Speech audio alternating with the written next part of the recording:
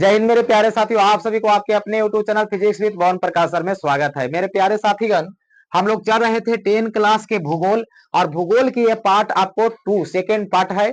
हम लोग चल रहे थे संसाधन रिसोर्सेस चैप्टर चल रहे थे।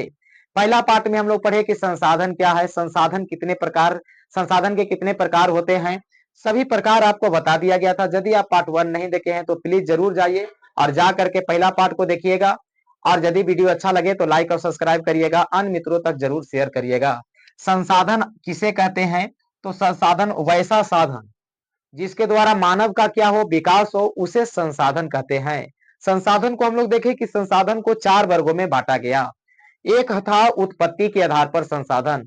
तो उत्पत्ति के आधार पर संसाधन आपको फर्स्ट वीडियो में पढ़ा दिया गया है। उत्पत्ति के आधार पर संसाधन को 2 वर्गों में बांटा गया है। एक को जैव संसाधन, दूसरा को अजैव संसाधन कहें। दूसरा में हम लोग देखे थे उपयोगिता के आधार पर संसाधन। ये भी आपको फर्स्ट वीडियो में बता दिया गया था। उपयोगिता के आधार पर भी संसाधन को 2 वर्गों में बांटा गया था, नवीकरणीय और अनवीकरणीय। तीसरा हम लोग चल रहे हैं स्वामित्व के आधार पर संसाधन को कितने वर्गों में बांटा गया है। तो स्वामित्व के आधार पर संसाधन को 4 वर्गों में बांटा गया है। और एक और आपको पढ़ना है, विकास के स्तर पर संसाधन को कितने वर्गों में बांटा गया है। तो उसको भी 4 वर्गों में बांटा गया है। आप लोग बहुत अच्छा तरीका से पढ़ भी रहे हैं, समझ भी रहे हैं। और यदि वीडियो आपको अच्छा लगे तो कमेंट जरूर करिएगा। और चलिए हम लोग चलते हैं स्वामित्व के आधार पर संसाधन को कितने वर्गों में बांटा गया। तो स्वामित्व के आधार पर संसाधन को कुल 4 वर्गों में बांटा गया। पहला में देखिए व्यक्तिगत संसाधन। व्यक्तिगत संसाधन किसको कहेंगे? तो वैसा संसाधन जिस पर अधिकार किसी खास व्यक्ति का हो उसे व्यक्तिगत संसाधन कहते हैं। जैसे कि मेरे पास मार्कर है, मेरे पास कैप है, मेरे पास बोर्ड है, मेरे पास माइक है।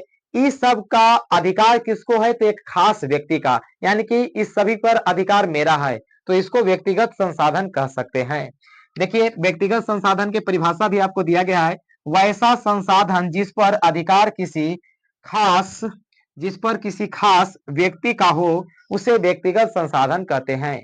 व्यक्तिगत संसाधन में आपके पास मोबाइल है तो व्यक्तिगत संसाधन है, आपके पास कॉपी है, किताब है तो व्यक्तिगत संसाधन है, टेबल कुर्सी मोटर गाड़ी, ये सब कैसे संसाधन है? तो व्यक्तिगत संसाधन हो गया। नेक्स्ट पॉइंट में देखते हैं, क्योंकि व्यक्तिगत संसाधन को 4 वर्गों में बांटा गया है स्वामित्व के आधार पर।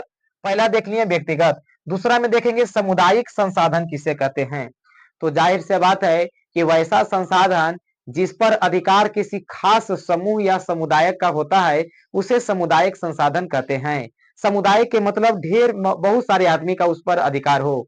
जैसे कि हम कह सकते हैं कि मंदिर है तो मंदिर आपका सामुदायिक संसाधन है, मस्जिद है तो मस्जिद आपका सामुदायिक संसाधन है। उसी प्रकार आप जहां खेलते हो, क्रिकेट खेलते हैं या कुछ भी खेलते हो, तो वह जो मैदान हुआ वो भी एक प्रकार के संसाधन है। तो वो कैसी संसाधन है? तो एक सामुदायिक संसाधन है। एक कैसी संसाधन हो जाएगा? सामुदायिक। तो सामुदायिक संसाधन का परिभाषा क्या है?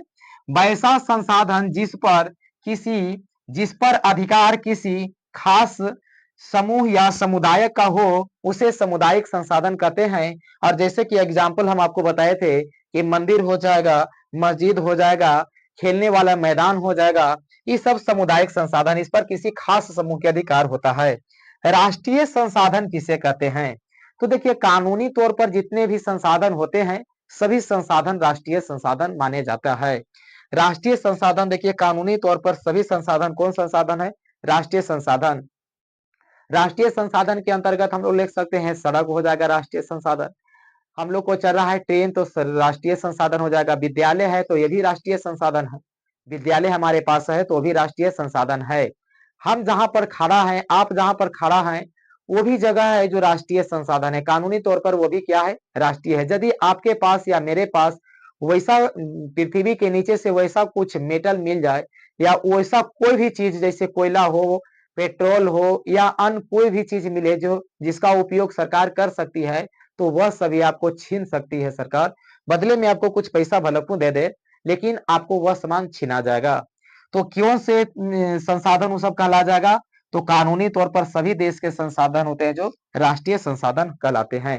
राष्ट्रीय संसाधन में आप सड़क ले सकते हैं, खनिज ले सकते हैं, वन ले सकते हैं, जहाज ले सकते हैं, ट्रेन ले सकते हैं, जितना भी संसाधन आपको अभी बताए कि आप जहां पर खड़ा है वहां पर कोई भी सामान निकल जाता है और यदि उसका कीमत ज्यादा हो तो सरकार वह तुम्हें तुरंत ले लेगी। अगला संसाधन देखिए, अंतरराष्ट्रीय संसाधन। अंतरराष्ट्रीय संसाधन किसे कहते हैं?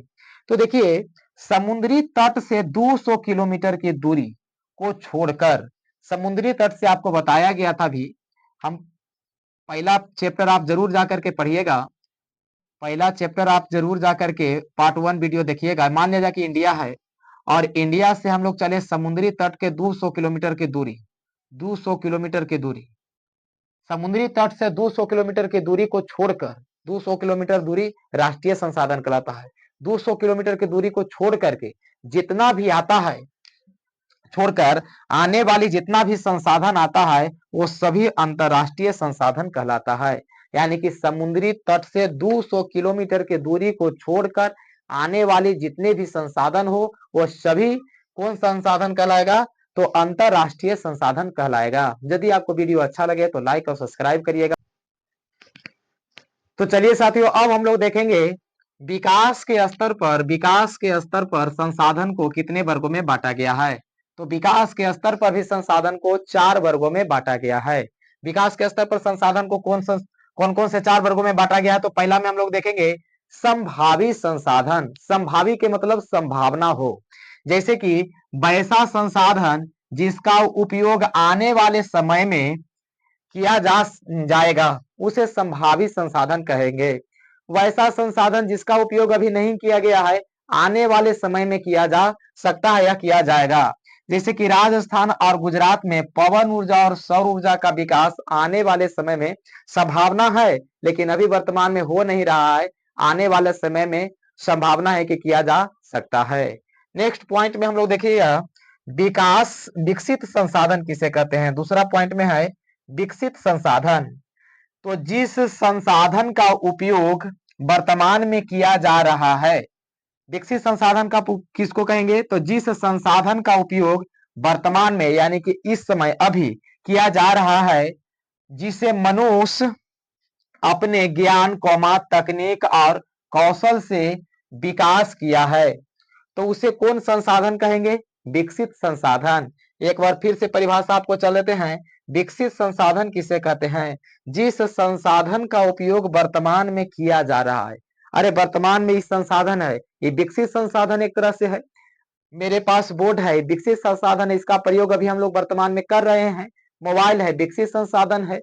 तो जिस संसाधन का उपयोग वर्तमान में किया जा रहा है, जिसे मनुष्य अपने ज्ञान से, मनुष्य अपने तकनीक से, कौशल से इसका क्या किया है? विकास किया है, तो उसे विकसित संसाधन कह सकते हैं, कहते हैं। विकसित संसाधन में आप देख सकते हैं मोबाइल एक प्रकार के विकसित संसाधन है, मेरे पास मार्कर है, विकसित संसाधन है। यहाँ पे कोयला, पेट्रोलियम, पेट्रोलियम का हम लोग प्रयोग कर रहे हैं तो विकसित संसाधन है। नेक्स्ट पॉइंट में देखिएगा तीसरा, भंडार संसाधन। भंडार संसाधन किसको कहेंगे?